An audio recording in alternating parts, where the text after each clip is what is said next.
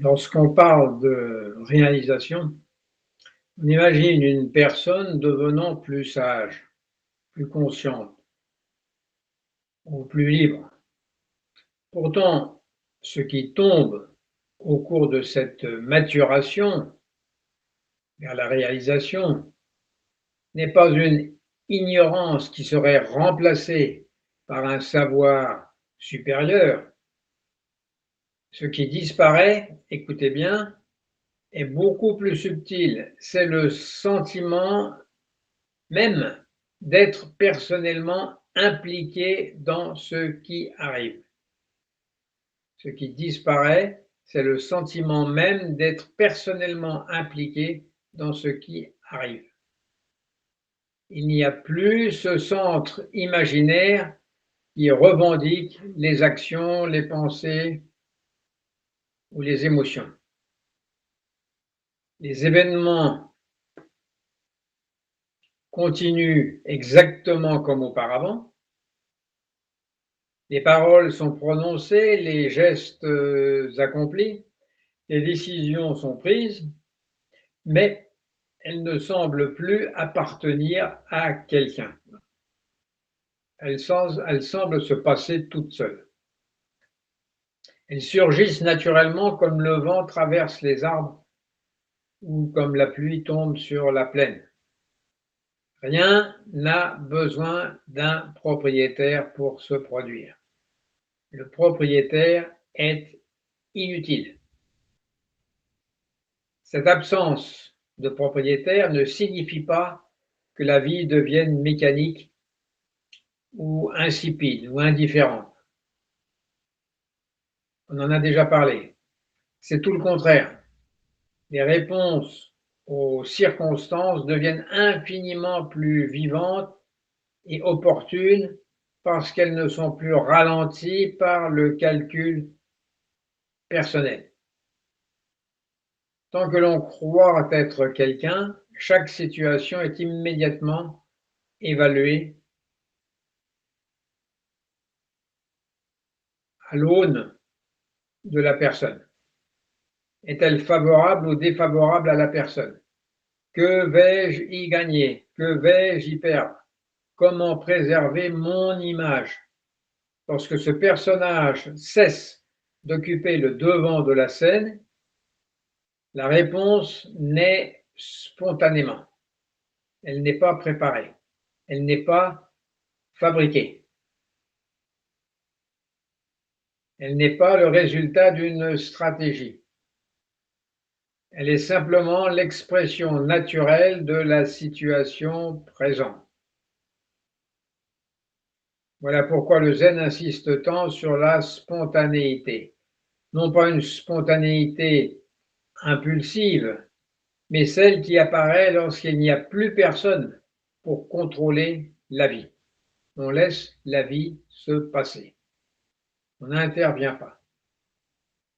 C'est quand on est dans la spontanéité qui est justement révélé directement ou indirectement le mythe de la séparation. La séparation entre moi et les autres, entre le nom et les étiquettes. Parce que les noms et les étiquettes introduisent des séparations là où la nature n'en voit pas. Mais le réel ne connaît pas la séparation, sauf pour les expériences intellectuelles ou des expériences de pensée. Par exemple, on ne peut pas séparer le cœur des poumons. C'est une vue de l'esprit qui n'a aucun sens sur le plan biologique puisque le cœur ne saurait fonctionner sans poumons, chez l'homme en tout cas. Sauf pour le cas des montages expérimentaux comme un cœur de lapin greffé sur un poumon d'éléphant. Mais dans ce domaine-là, il n'y a pas de limite. Le maître est dans la spontanéité. Il ne cherche pas à convaincre. Il ne cherche même pas à démontrer une doctrine. Chaque réponse met simplement en lumière le paradoxe fondamental dans lequel nous vivons. On croit être séparé du monde alors que tout ce qui existe apparaît dans une seule et même réalité indivisible. On croit observer la vie depuis l'extérieur alors qu'on n'a jamais quitté cette vie un seul instant. Cette vie, c'est-à-dire toute la vie. C'est pourquoi tant de dialogues zen semblent déconcertants. Ils ne cherchent pas à satisfaire l'intellect, ils cherchent à faire vaciller, ou plutôt ébranler, l'illusion du sujet séparé. Lorsqu'une réponse paraît étrange, elle n'est pas destinée à compliquer les choses, mais au contraire à montrer que c'est la pensée elle-même qui fabrique une complexité inexistante au départ. Ce n'est pas la nature qui est compliquée, c'est la pensée qui tente de forcer la nature à l'intérieur de son cadre étroit, de ses références. Il faut que ça rentre dans ses références. Le rôle du maître est de révéler ce qui est déjà présent, directement, sans l'écran des concepts. Lorsqu'une réponse paraît étrange, absurde ou contradictoire, ce n'est donc pas que le zen cultive l'obscurité ou le goût de l'énigme, c'est au contraire parce que le maître tente de montrer que la véritable complication ne réside pas dans la réalité elle-même, mais dans le réseau d'interprétation que la pensée superpose sans cesse à l'expérience. Ainsi, les dialogues zen ne demandent pas d'être résolus comme des devinettes, on l'a vu avec les koans, ils invitent à voir directement comment naît la sensation d'un moi séparé et comment cette sensation est continuellement entretenue, nourrie par la pensée et les interactions. Lorsque cette mécanique est clairement reconnue, il ne reste rien à défendre, rien à transmettre et personne à convaincre. Il ne demeure que l'évidence silencieuse de la réalité telle qu'elle se manifeste, libre de toute séparation imaginaire. Et à partir de là, un immense soulagement apparaît. Il n'est plus nécessaire de vouloir changer les autres en permanence, ou changer le monde. Il n'est même plus nécessaire de vouloir se changer soi-même.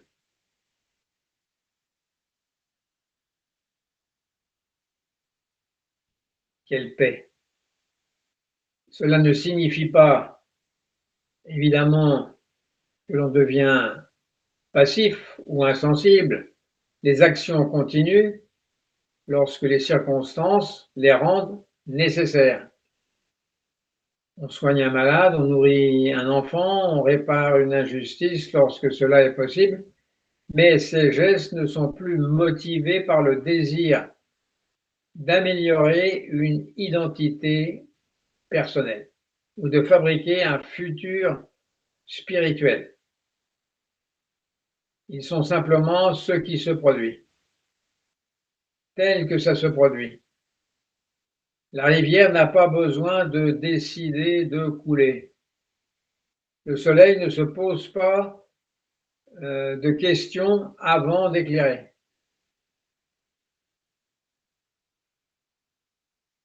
Et ainsi, la vie agit sans effort lorsque le faux centre, cette impression d'un centre personnel, lorsque ce faux centre cesse de s'interposer entre les événements et leurs manifestations.